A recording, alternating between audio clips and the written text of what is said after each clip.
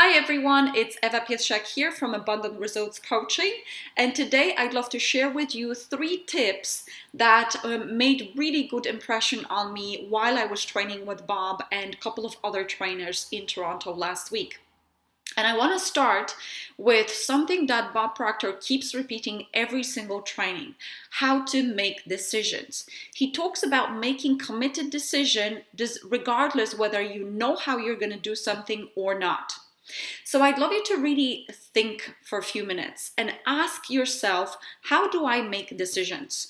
Do I make quick decisions? Do I make decisions following my intuition even though I don't know how I'm going to do something?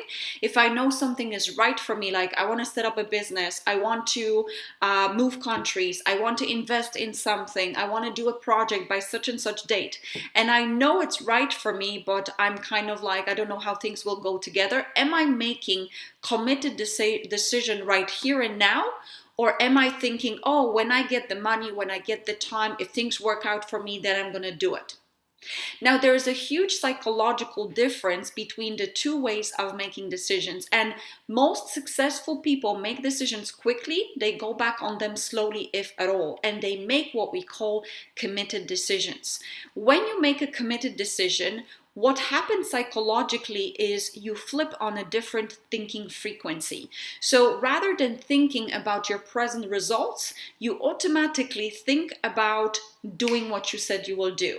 Whether this is making investment in something, whether this is setting up that business, quitting that job and moving towards what you love to do, whether this is attracting that love partner, the minute you make committed decision, which means there is no way out, there is no turning back, you do it, then what happens is on a mental level, you're flipping to a different thought frequency.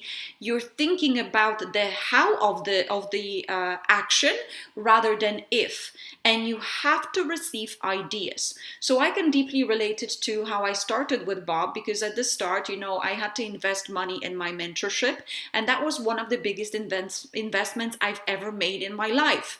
And the minute I flipped my mind to making that decision that I wanted, I'm fed up with the way my life has been until that point, and I just started thinking how, and ideas started rushing to me.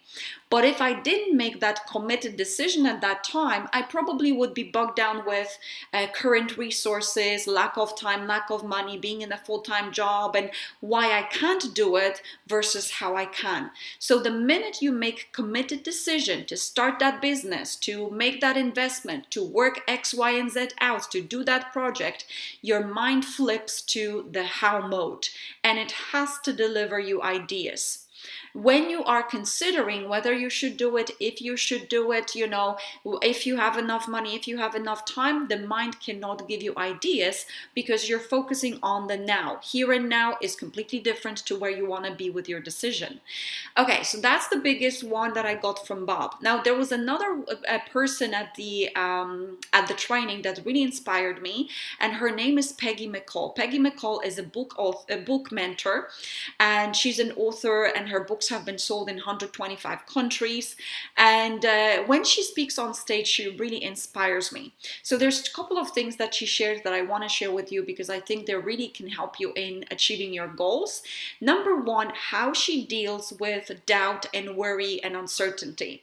So Peggy McCall is very well known around Bob Proctor's society with regards to manifesting houses. So she's very good at manifesting houses which cost a lot, and she doesn't even know how she's going to get the money for them, but she comes up with ideas. So first of all, of course, she makes the committed decision. But then whenever doubt or worry creeps in, she does 2 things. And I think that you guys can use this. Whenever doubt or worry creeps in when you're coming close to manifesting your goals, whether this is the house you want, whether this is the job you want, whether this is the multiplying your income or sales you want, whatever it is, there is doubt and worries that creep in because that's how our subconscious mind tries to stop us from fulfilling our goals. And there's 2 things that she does. Number one, she puts a little affirmation right beside her bed, which says, "Now that your success is guaranteed, Peggy, how do you feel?" And what it makes her do is it makes her focus on the feeling of her goal achieved rather than the present results and the doubts and things getting in the way. So now that your success is guaranteed, Eva, Anna, or Peggy, how do you feel? And you start thinking about the feelings of what it feels like when your goal is achieved. And then the second tool that she uses to kick out any doubts and worries and fears, what would I love to happen?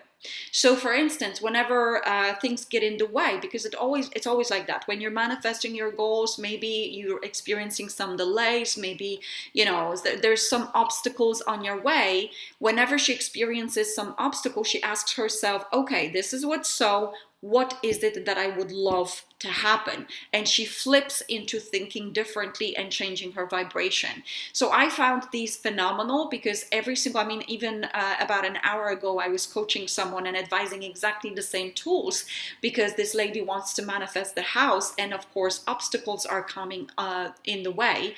And this is exactly what I said to her. Write down affirmation.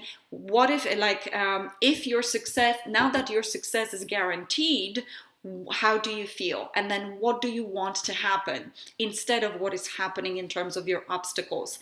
And then last but not least, now this is this is a funny one, and Peggy McCall learned this from John Assaraf, the gentleman who had Vision Board in The Secret, who was talking about teaching about vision boards. So John Assaraf introduced her to a law of GOYA, and I know this law doesn't really exist. And Peggy was like, "What does it mean? Like, I know all the laws, and I've never heard of the law of GOYA." And basically, law of GOYA means get off your.